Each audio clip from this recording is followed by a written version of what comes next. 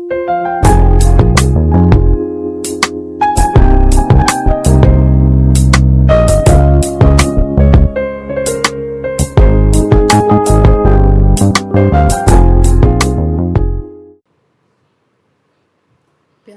विद्यार्थियों, आज मैं आपको पार्ट 9 टिकट एल्बम पढ़ाऊंगी।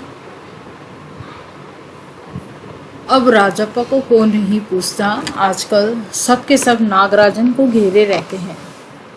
नागराजन घमंडी हो गया है।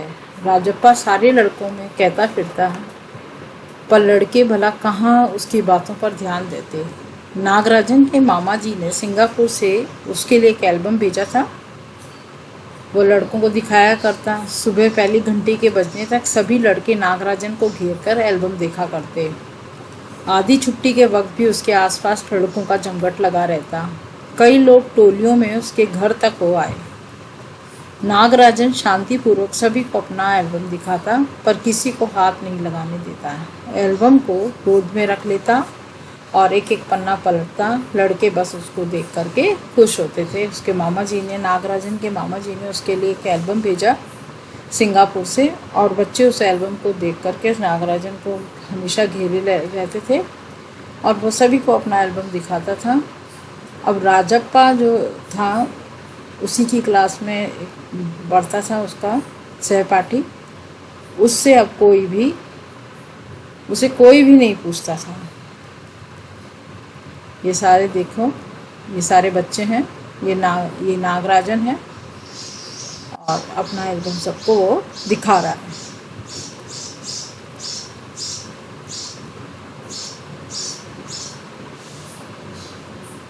और तो और कक्षा की लड़कियां भी उस एल्बम को देखने के लिए उत्सुक थीं। पार्वती लड़कियों की अगुआ बनी और एल्बम मांगने आई।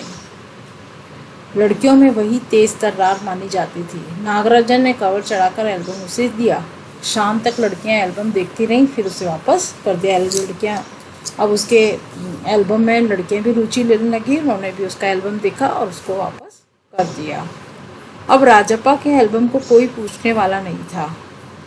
वाकई उसकी शान अब घट गई थी। राजप्पा के एल्बम की लड़कों में काफ़ी तारीफ रही थी। पहले तो राजप्पा का एल्बम था, अब नागराजन का एल्बम आ गया, तो राजप्पा के एल्बम को थोड़ी सी अब कोई नहीं देखता था, तो उसको बड़ी परेशानी होने लगी। मधुमक्खी की तरह उसने एक एक करके टिकट जमा किए थे। उसे तो बस एक यही धुन सवार थी। सुबह 8 बजे वह घर से निकल पड़ता। टिकट जमा करने वाले सारे लड़कों के चक्कर लगाता। 2 ऑस्ट्रेलिया के टिकटों के बदले एक फिनलैंड का टिकट लेता, 2 पाकिस्तान के बदले एक रूस का। बस शाम जैसे ही घर लौटता, बस्ता कोने में पटक कर अम्मा से चबेना लेकर निक्कर की जेब में भर लेता और खड़े खड़े कॉफ़ी पीकर निकल जाता। अब वो देखो, राजप्पा जो था वो कितना ज़्यादा टिकट जमा करने में उसको कितना अच्छा लगता था। वो स्कूल से आते ही अपने बैग रख कर के और टिकट जमा करने में लगा रहता था। खड़े खड़े कॉफ़ी पीकर निकल जाता और 4 मील दूर अपने दोस्त के घर से कनाडा का टिकट लेकर पगडंडियों में होकर भागता। अब देखते हैं आगे। स्कूल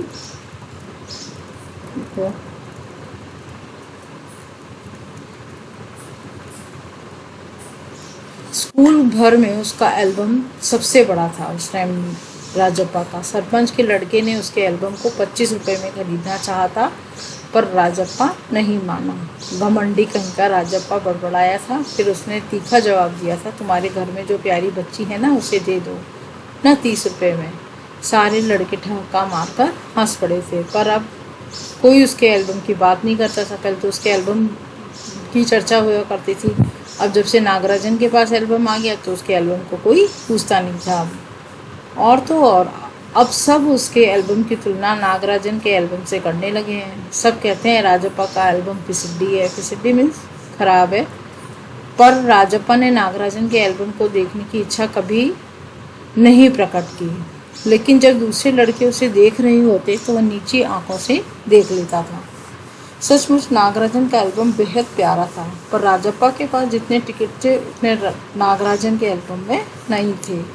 पर खुद उसका एल्बम ही कितना प्यारा था, उसे छू लेना ही कोई बड़ी बात थी। इस तरह का एल्बम यहाँ थोड़ी मिलेगा, क्योंकि वो एल्बम जो था वो सिंगापुर से उसके मामा जी ने भेजा था। एल्बम के पहले पृष्ठ पर मोती जैसे अक्षरों में उसके मामा ने लिख भेजा था। अब क्या लिखा था उसके मामा ने पहले पृष्ठ पर? A.M. नागराजन इस एल्बम को चुराने वाला बेशरम है। ऊपर लिखे नाम को कभी देखा है? यह एल्बम मेरा है। जब तक घास हरी है और कमल लाल, सूरज जब तक पूर्व से उगे और पश्चिम में छिपे, उस अनंत काल तक के लिए यह एल्बम मेरा है, रहेगा। ये उसके मामा ने उसके पहले पृष्ठ पे लिख कर के भेजा था। लड़कों ने इसे अपने एल्बम में उतार लिया। लड़कियों ने झट कॉपियों और किताबों में टीप लिया। उसमें भी लिख लिया उन्होंने, तुम लोग यह नकल क्यों करते हो, नकलची कहीं के। राजप्पा ने लड़कों को घुड़की दी। सब चुप रहे, पर कृष्णन से नहीं रहा गया। जा जा, जलता है ये शालू कहीं का। मैं काहे को जलूं, जले तेरा खानदान।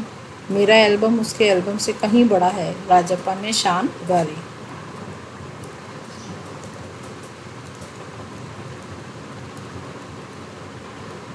अरे उसके पास जो टिकटें हैं वो हैं कहीं तेरे पास?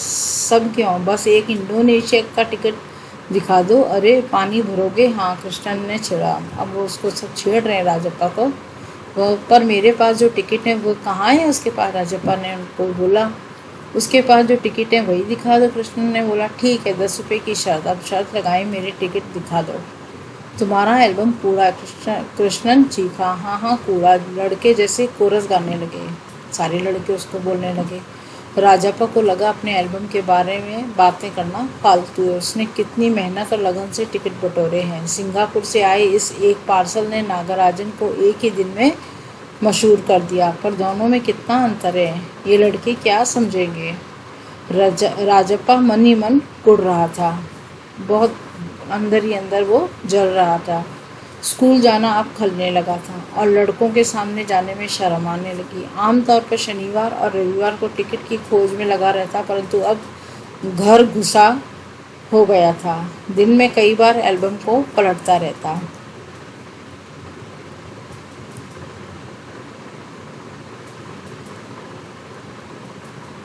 रात को लेट जाता, सहसा जाने क्या सोचकर उठता, ट्रंक खोलकर एल्बम निकालता और एक बार पूरा देख जाता। उसे एल्बम से चिढ़ होने लगी थी। उसे लगा एल्बम वाकई कूड़ा हो गया है।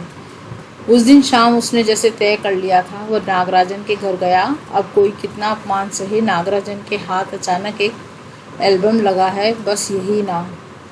वह क्या जाने टिकट कैसे जमा किए जाते हैं, एक एक टिकट की क्या कीमत होती है, वह भला क्या समझे। सोचता होगा टिकट जितना बड़ा होगा वो उतना ही कीमती होगा, या फिर सोचता होगा बड़े देश का टिकट कीमती होगा। वह भला क्या समझे। उसके पास जितने भी फालतू टिकट हैं उन्हें टरका कर उससे अच्छे टिकट झाड़ लेगा। जितनों को तो कितनों को उसने यूं ही उल्लू बनाया है। कितनी चालबाजी करनी पड़ती है। नागराजन भला किस खेत की मूली है, बोलता है। राजप्पन राजप्पा नागराजन के घर पहुंचकर ऊपर गया। चूंकि वह अक्सर आया जाया करता था, सो किसी ने नहीं टोका। ऊपर पहुंचकर वो नागराजन की मेज के पास पड़ी कुर्सी पर बैठ गया। कुछ देर बाद नागराजन की बहन कामाक्षी ऊपर आई। अब वो बताती है कि भैया तो शहर गए हुए हैं। अरे हाँ, तुमने भैया का एल्बम देखा? उसने पूछा। हाँ हूँ। राजप्पा को हाँ कहने में हिकड़ी हो रही थी। सुंदर एल्बम है ना? सुना है स्कूल भर में किसी के पास भी इतना बड़ा एल्बम नहीं है। तुमसे किसने कहा? भैया ने। वह कुड़ गया और ज़्यादा चिढ़ गया। वो बड़े से क्या मतलब हुआ? आकार में बड़ा हुआ तो एल्बम बड़ा हो गया। उसकी चिड़चिड़ाहट साफ थी। कामाक्षी कुछ देर तक वहीं रही, फिर नीचे चली गई। राजप्पा मेज पर बिखरी किताबों को टटोलने लगा। अचानक उसका हाथ दराज के ताले से टकरा गया। उसने ताले को खींचकर देखा, बंद था। क्यों न उसे खोलकर देख लिया जाए। मेज पर से उसने चाबी ढूंढ निकाली। सीढ़ियों के पास जाकर उसने एक बार झांक कर देखा, फिर जल्दी में दराज खोली। एल्बम ऊपर ही रखा था।